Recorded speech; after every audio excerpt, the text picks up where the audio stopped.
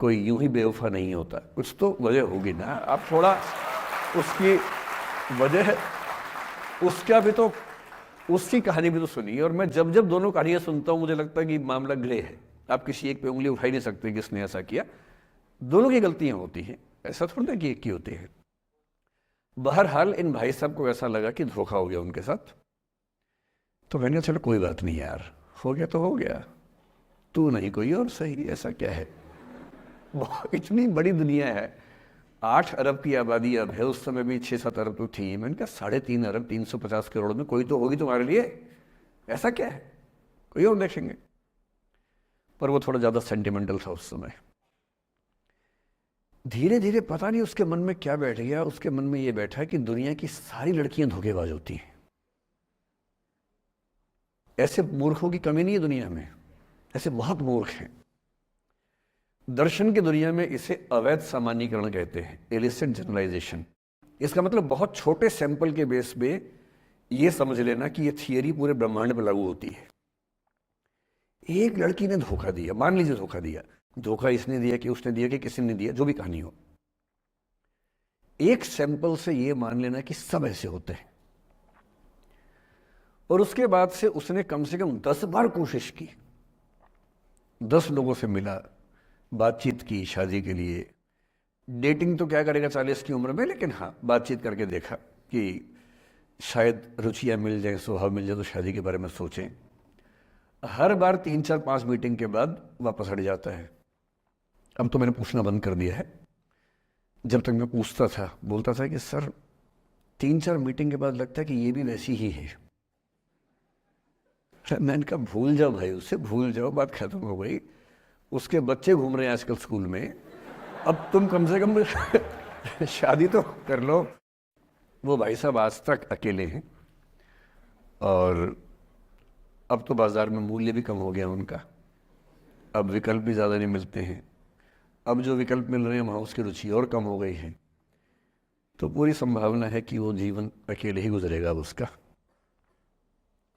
एक अंतिम एग्जाम्पल देके फिर मैं निष्कर्ष की तरफ बढ़ूंगा।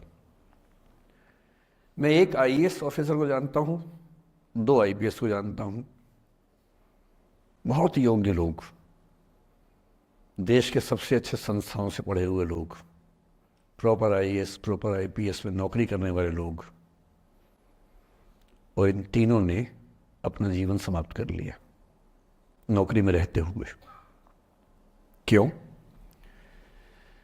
क्योंकि नौकरी और घरेलू जो दुविधाएं थी उनको झेल नहीं पा रहे थे, ना झेल पा रहे थे, ना भूल पा रहे थे, लेट गो नहीं कर पाए, तो गिव अप कर दिया।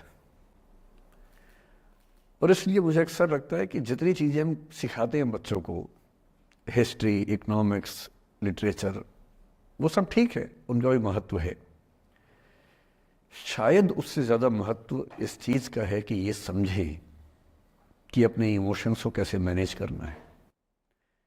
जब जीवन में ऐसा लगे कि सब खत्म हो गया है, जब जीवन में लगे कि बहुत टॉक्सिक किस्म की लाइफ हो गई है, उससे बाहर कैसे निकलें, शायद ये सबसे महत्वपूर्ण लेसन होता है जो हम सबको सीखना चाहिए।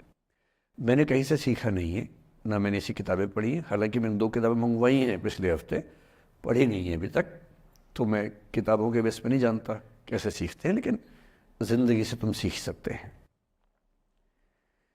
इन कहानियों का सबका एक ही सार है, वजह अलग अलग है। एक व्यक्ति ने इसलिए अपना जीवन समाप्त किया कि वो रिश्ता उसके हाथ से छूट रहा था। एक ने इसलिए जीवन समाप्त किया कि रिश्ता बन गया था, पर समाज के दबाव, घर के दबाव मैनेज नहीं कर पाए। एक ने जिंदगी भर शादी नहीं की सिर्फ इसलिए कि वो पुरानी यादों को भूल नहीं पाया। अरे एक बार गलती हो गई तो हो गई, आगे तो संभावना जीवन में है भाई, क्यों इतना हावी रखना उसी दिमाग के ऊपर।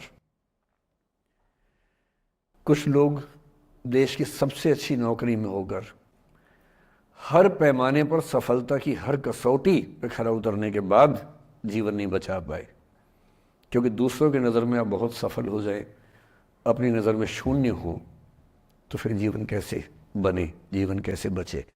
इन सारी कहानियों का मूल भाव एक ही है, अगर आप खुद को हैंडल नहीं कर सकते तो दुनिया को क्या हैंडल करेंगे?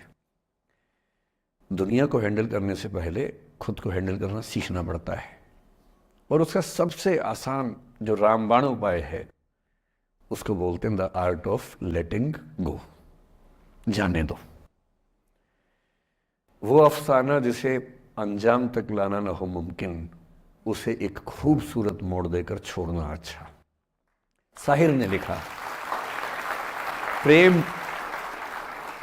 प्रेम की दुनिया के बारे में साहिर से अच्छा कौन लिखेगा?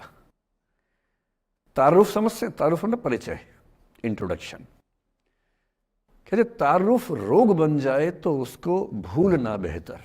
अरे परिचय हुआ किसी से, आपकी भाषा में इंट्रो हुआ, यही बोलते हो ना आप लोग, इंट्रो हो गया। इंट्रो हुआ, दोस्ती हुई, बाद में लगा रहे यार ये तो ऊट पटांग आदमी है या ऊट पटांग लड़की है, छोड़ो फिर, ऐसा क्या लोड लेना है। तारुफ रोग बन जाए तो उसको भूलना बेहतर, ताल्लुक बोझ बन जाए तो उसको तोड़ना अच्छा। वो अफसाना जिसे अंजाम तक लाना ना हो मुमकिन, उसे एक खूबसूरत मोड़ देकर छोड़ना अच्छा। बस करना यह है कि खूबसूरत मोड़ देकर छोड़ना है, हाथ में तेजाब की बोतल लेके नहीं। और आज की पीढ़ी का ये समझना बहुत ज़रूरी है कि छोड़ना भी अच्छे तरीके से हो सकता है। तो मैं उस बात पर आऊँ उससे पहले थोड़ा संक्षेप में समझा दूँ। मुझसे कुछ बच्चों ने पूछा इस बीच में कि जितना आसानी से आप बोल रहे हैं, क्या सच में इतना आसान होता है?